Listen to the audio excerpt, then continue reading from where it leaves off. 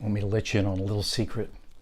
A secret solution to getting income, maybe because you can't find a job for whatever reason, including ageism, or maybe you don't want full-time employment and you want something different and things of that sort. It's called gig working. And it's really no secret. In fact, it contributes over $1 trillion to the economy in the United States. Gig working, well, I'm going to have a really good explanation of it, a nice 4-minute video that MarketWatch put together on it.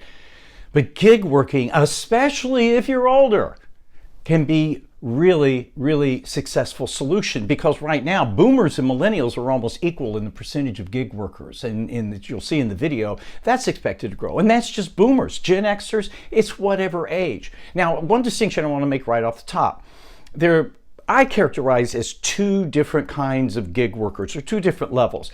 There's the lower professional level, which isn't saying anything negative, but that's the Uber and Lyft driver. That's, I was reading about a guy the other day that's actually made over 100 grand being a grocery shopper for one of those grocery delivery services, and other such jobs that don't require a lot of professional credentials.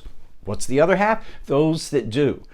And so many people have been doing that. You can be anywhere in the world. I've worked with gig workers in multiple countries around the world that have almost every kind of skill set, experience, and expertise that you can possibly imagine.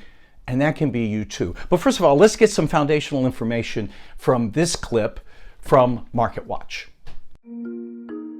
The alternative workforce really started around the time of the financial crisis, when people were looking for jobs and they were willing to engage in alternative work arrangements. Then it became more formal as technologies and companies like Upwork and Fivver allowed organizations to connect to the alternative workforce. There are 4 categories within the alternative workforce. Freelancers and contractors are rewarded based on the time they put in. Maybe it's by the hour, maybe it's by the day. The difference between freelancers and contractors, one's paid independently to themselves and one is paid through the contracting organization. Then you have the gig workers. These are individuals that are paid for their project or for the task for which they're assigned. And then finally, we have the crowd. Those individuals are paid for their ideas and the outcomes of those ideas, often in a competition format. Oftentimes I hear organizations say, should I hire alternative workforces because they're less expensive or I don't need to provide benefits? But the reality is that the alternative workforce is critical to filling the skills gap that we have today. We're in a tight talent market. Deloitte's research shows that 67% of organizations can't find the skills to fill the jobs that they have available.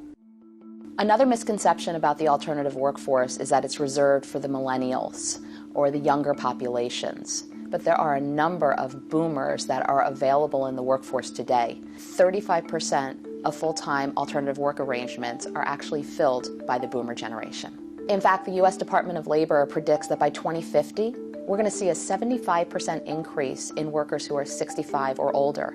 Contrast that with only a 2% increase in those workers between the ages of 25 and 54. And we can see that boomers are going to be a huge part of the workforce moving forward. We're currently at an inflection point where organizations are using the alternative workforce not as a side hustle, but as a strategic part of their business strategy. And as we see more and more organizations engaging with the alternative workforce, nearly 30% of our Fortune 500 companies are using them today.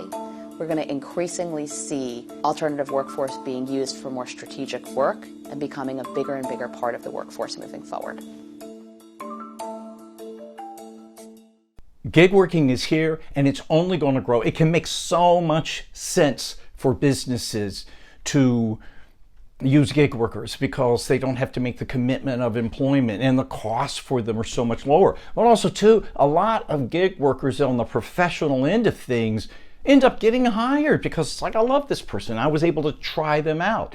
And it can make so much sense for you, especially if you're older. I mean, it's a way to get around the ageism situation that a lot of employment opportunities, well, that's why they're non-opportunities.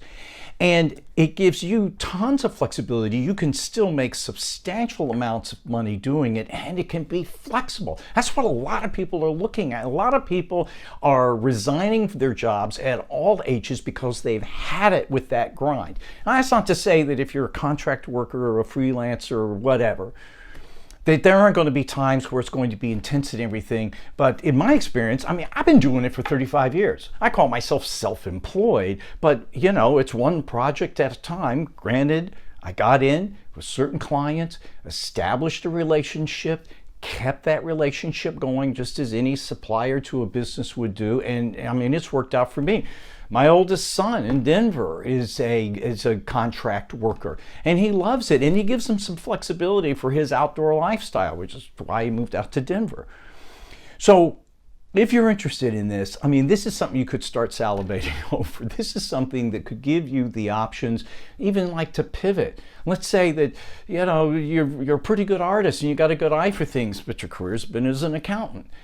And you're like, I really want to do that, and I still need to earn a living. Well, with a lot of these things, and even if it's something that you're good at, you may have to up your skills. And by the way, as you might know, being certified, and it's so easy to get certified by reputable firms online for a few $100 and a week or two's worth of work. Certifications are huge. Experience is good, but a lot of that just totally outweighs your education. And you're going to have to get in the groove with it. Now, to do it online, you've got Indeed and you've got Fivver. And you need to go on there and see what other people are doing. And those two sites can give you guidance. And not all gig working is just online. Sometimes it's a mix. Sometimes, it's I'm a contractor as a nursing assistant in a hospital or something like that. There's the full range of things. But you're still going to want to network. You're going to want to personal brand yourself. What do I mean by that? You've got a really sound, smart LinkedIn site with all of your experience and what your value is, connecting the dots of the value that you bring to the potential employer, and you're regularly posting. Come on, two or three times a week, even if it's just sharing an article or somebody else's post and putting some thoughts on there.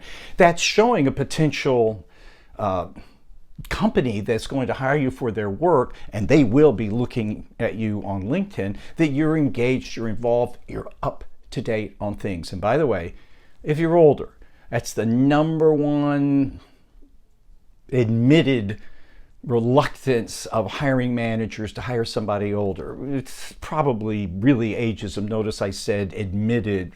Is that they say a lot of our candidates that come in here, they're not up to date.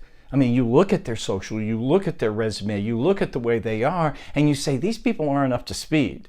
And so they're not going to fit in well with other people on the team, and they're probably not going to be up to speed on the technology and the ethos of the way things are nowadays.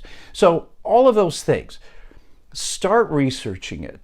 Go to the gig sites and see what other people are doing and learn what those are. Make sure that you're up to date on your skills, and where possible, have a certification. Get your LinkedIn all set up and ready to go and up to date, and 2 or 3 times a week minimum, post something, share something. It doesn't take much. A few words like, hey, I really found this article, which is about what I'm offering, my sector, really helpful. What do you think? That's all you have to do.